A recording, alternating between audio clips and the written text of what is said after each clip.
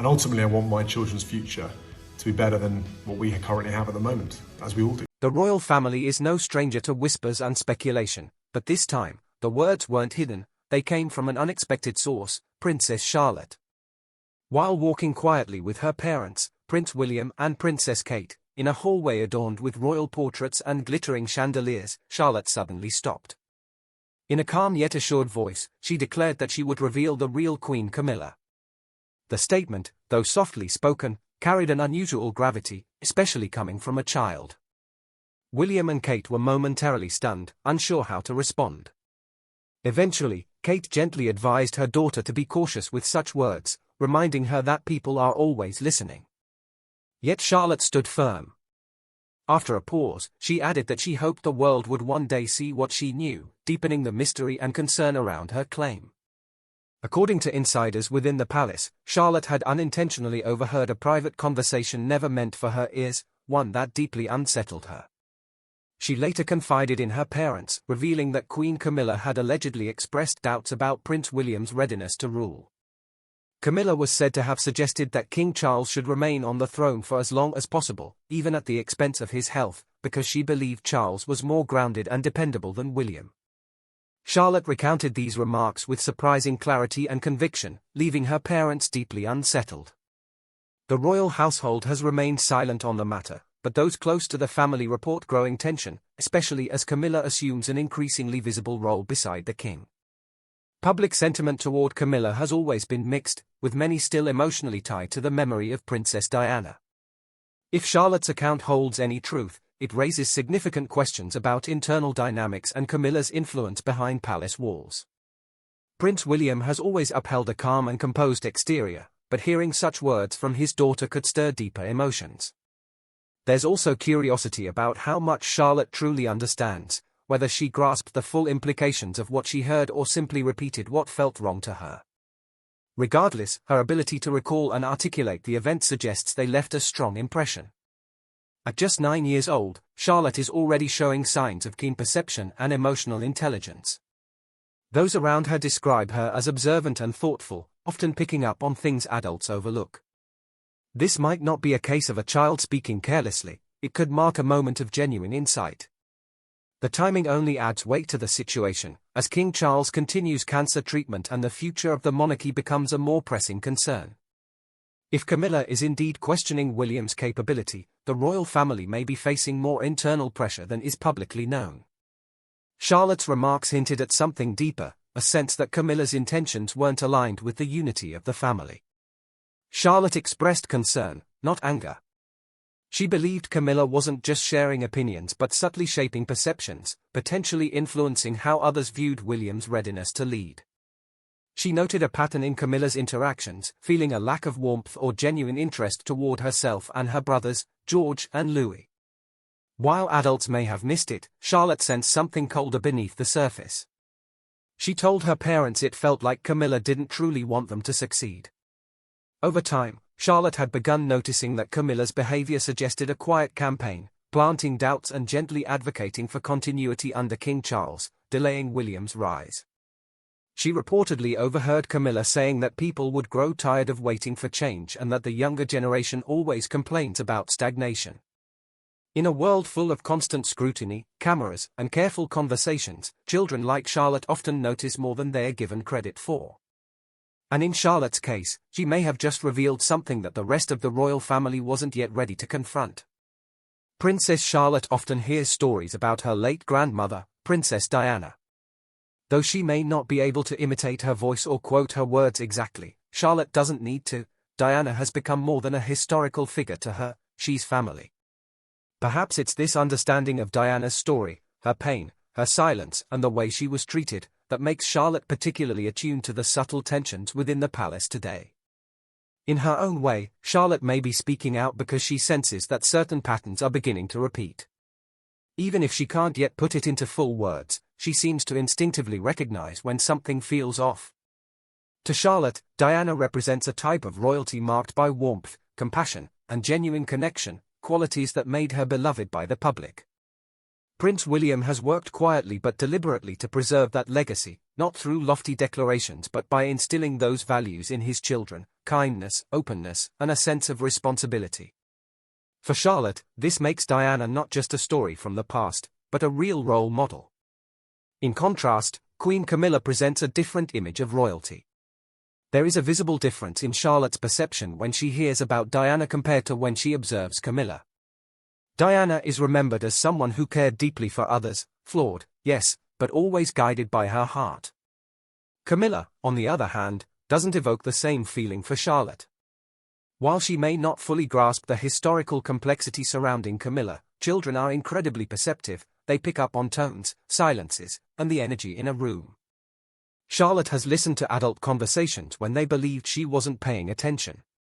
She's picked up on the subtle pauses when Camilla's name is mentioned, and while she may not understand all the context, she senses the unease. In her young mind, Camilla doesn't quite align with the image of a queen that she has grown to admire. Diana's memory is cherished and honored, while Camilla, despite holding the title, still seems to Charlotte like someone stepping into a role that once clearly belonged to someone else. Camilla's path to royalty was far from smooth. She wasn't born into the public eye, she entered it through controversy and endured years of criticism, skepticism, and constant comparison. It took considerable time for the public to begin accepting her, and even now, that acceptance remains fragile for some. For Charlotte, growing up surrounded by subtle cues and emotional nuance, these dynamics aren't lost. Her experience of the royal world is being shaped by what she hears and feels, and the contrast between Diana and Camilla is one she's quietly, but clearly, beginning to understand. Princess Charlotte stands in stark contrast to Queen Camilla. She is, in many ways, the complete opposite.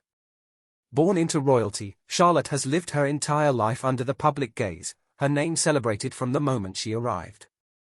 As a member of the younger generation of royals, she carries the expectation of being more approachable, relatable, and emotionally present, and she's already meeting that standard. Charlotte greets the public with confident smiles and waves, and even at her young age, she understands the importance of her presence. The key difference between her and Camilla lies in identity. While Camilla had to step into royal life and adjust to its demands, Charlotte is being raised within it. That upbringing shapes not just behavior but perception.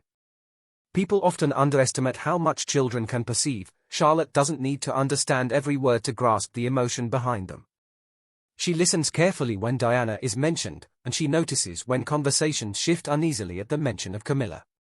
Charlotte's impressions aren't based on hearsay, they are built on years of observation. She knows her father adored Diana, not just from the stories but from how he continues to honor her, through family traditions, his tone when speaking of her, and the space he gives to her memory. That lasting love has become a guiding force for Charlotte, shaping both how she sees herself and the kind of woman she hopes to become. While Camilla's public position may be firmly established, Charlotte seems to understand something deeper, that respect isn't something you inherit, it's something you earn. And when you grow up hearing about a woman who touched hearts across the world, it's hard to be moved by someone who doesn't inspire that same warmth. Charlotte is being raised in a very different version of the monarchy than the one Camilla entered. William and Kate are reshaping royal parenting around emotional honesty, mental health awareness, and compassion. They encourage their children to express feelings, to learn from mistakes, and to engage in meaningful dialogue. William, in particular, is determined not to repeat the mistakes of the past. He knows what it meant to grow up within palace walls under rigid expectations and emotional suppression, and he's deliberately chosen a new path for his children. As a result, Charlotte is growing up with a strong sense of self, of voice, and of her place in the world. Camilla's journey into royal life was different. She became a royal later in life, after enduring years of public criticism and controversy. Her early days as a member of the royal family were marked by skepticism and disapproval. She wasn't embraced immediately, and instead had to earn her place through a carefully managed image. Over time, she adopted a restrained and traditional approach, always composed, always following protocol, often fading into the background. Her version of royalty is one built on strategy, not spontaneity. Palace insiders frequently comment on the calculated efforts made by her team to rehabilitate her public image, fewer appearances, controlled press exposure, and a focus on safe, non-divisive charitable work. Slowly but surely, the strategy worked. By the time she became queen, much of the public had grown used to her presence. But Charlotte's perception cuts through all of that. She hasn't lived through years of media spin or carefully curated photo ops. What she sees is raw and instinctual, and it doesn't always align with the polished version of Queen Camilla presented to the world. Her remarks about Camilla seem to stem not from malice, but from a child's curiosity. Charlotte may be quietly asking herself what truly defines royalty: is it lineage and tradition, or is it character and compassion? Her questioning reflects a more modern understanding of leadership and legacy. One small moment at Queen Elizabeth II's state funeral in 2022 highlighted this shift in generational dynamic. During the solemn procession, Prince George reportedly pinched Charlotte, prompting a soft "ouch" and a sharp glance from his sister. It was a typical sibling exchange, nothing unusual. However, Queen Camilla, who was nearby, appeared displeased. Reports say she frowned and leaned toward Princess Kate, suggesting she remove Charlotte from the scene. To many observers, that reaction felt misplaced. It was, after all, an emotional day for a child mourning her great-grandmother. The moment lingered as an example of a disconnect between a more traditional, image-conscious royal response and the empathy-driven parenting that William and Kate are nurturing in their children. That contrast continued into King Charles III's coronation in 2023, where the royal family once again stood before the world, with the differences between past and future quietly but unmistakably on display. During King Charles III's coronation, Princess Charlotte stood poised alongside her family, dressed impeccably for the grand occasion. However, a slight misstep during her curtsy moment caught some attention. She stumbled briefly before quickly regaining her composure. While she respectfully curtsied to her grandfather, she noticeably did not extend the same gesture to Queen Camilla. Was it a simple case of nerves? Perhaps. But in the world of royal protocol, even the smallest gestures are scrutinized. Observers noted not only the skip curtsy but also Charlotte's physical distance from Camilla throughout the ceremony. She remained close to her parents, engaging very little with the Queen Consort, an unusual display for a young royal known for her camera-ready confidence. In April 2025, Queen Camilla accompanied King Charles on an official visit to Italy and the Vatican. On the surface, it was another formal engagement filled with diplomatic meetings and ceremonial duties. But beneath it lay personal significance. The trip marked the couple's 20th wedding anniversary. Camilla stood beside the king not only as his consort but as his steadfast partner during one of the most symbolic international events of the year. Their audience with Pope Francis, held during the Catholic Church's rare Jubilee year, was a highlight. Camilla appeared composed and fully aware of the gravity of the occasion, attending a range of Jubilee-related events, greeting religious figures, and stepping into a role traditionally held by Queen Elizabeth II. This visit subtly signaled a transition. Camilla, once a background figure, was now visibly at the forefront, embodying the responsibilities of her title with increasing confidence. Shortly after their return, Camilla hosted a reception at Buckingham Palace in support of cancer patients and related charities.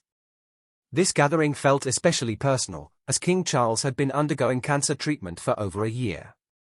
Throughout his health journey, Camilla remained a quiet yet present force, both behind the scenes and in public. At the reception, she personally greeted survivors, medical professionals, and charity leaders, listening to their stories and engaging in heartfelt conversations. The event, enriched by musical performances and candid testimonies, emphasized the emotional strength required in her role.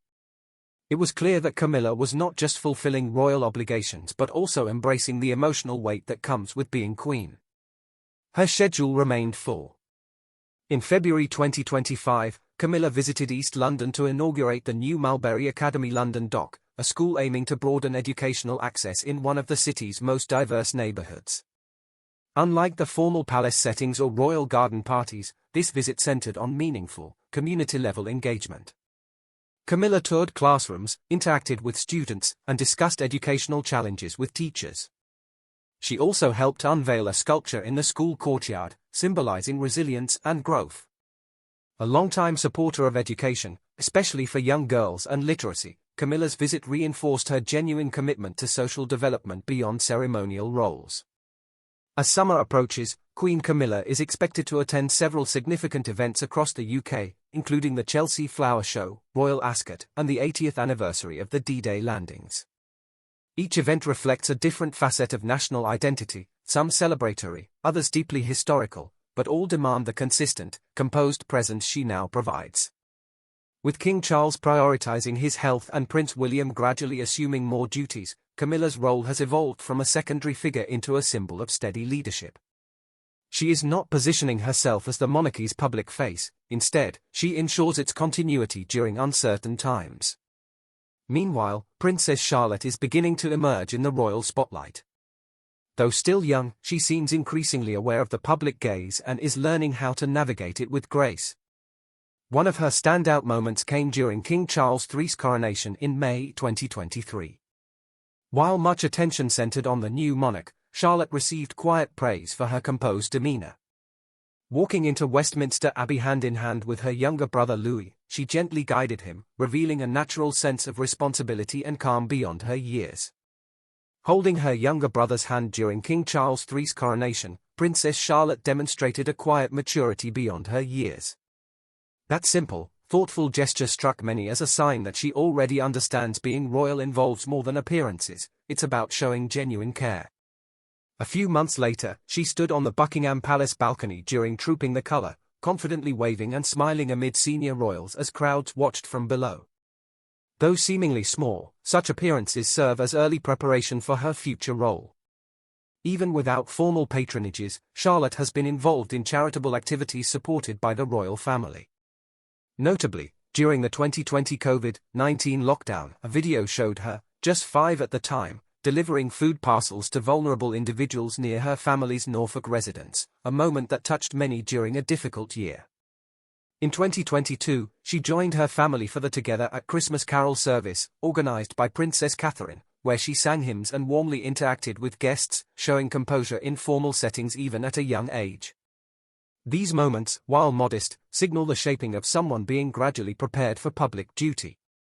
Away from the spotlight, Charlotte attends Lamrook School, a private institution that emphasizes both academic excellence and community spirit. Teachers describe her as intelligent, lively, and courteous. She's also passionate about sports, particularly football and gymnastics, where her competitive spirit shines. These personal interests offer insight into a child being encouraged to develop individuality and confidence, qualities her parents nurture through a modern approach to parenting. Princess Catherine and Prince William are raising her with more emotional space than previous royal generations, teaching her to voice her thoughts, ask questions, and articulate her feelings, skills that could become essential if she assumes a more official role later in life. While Charlotte often shares public appearances with her brothers, George and Louis, observers note she carries a distinctive blend of poise and inquisitiveness, suggesting she's highly observant of the world around her. In public settings, her body language subtly contrasts with that of Queen Camilla. Charlotte typically remains close to her parents, often seen standing beside Catherine or holding William's hand. When Camilla is present, Charlotte tends to maintain a slight but noticeable physical distance. This nuanced behavior has not gone unnoticed by royal watchers and body language experts. Charlotte is growing up in a home that deeply honors Princess Diana's legacy, with quiet reminders like portraits on the palace walls and frequent family discussions about compassion and connection. Diana's memory permeates the environment, shaping the values Charlotte is being raised with, values tied closely to empathy and loyalty to family heritage. In contrast, Camilla represents a more recent chapter of the royal story, officially accepted and publicly embraced, yet still emotionally distinct in tone. To be clear, there's no overt tension between Charlotte and Camilla. Their interactions at royal events are courteous and composed, with no visible discord. Yet what draws attention is what seems absent: emotional warmth. They rarely make prolonged eye contact, share a laugh, or engage in moments beyond formal obligation. In a royal family that relies heavily on public displays of unity, this lack of visible connection is telling, even in its subtlety.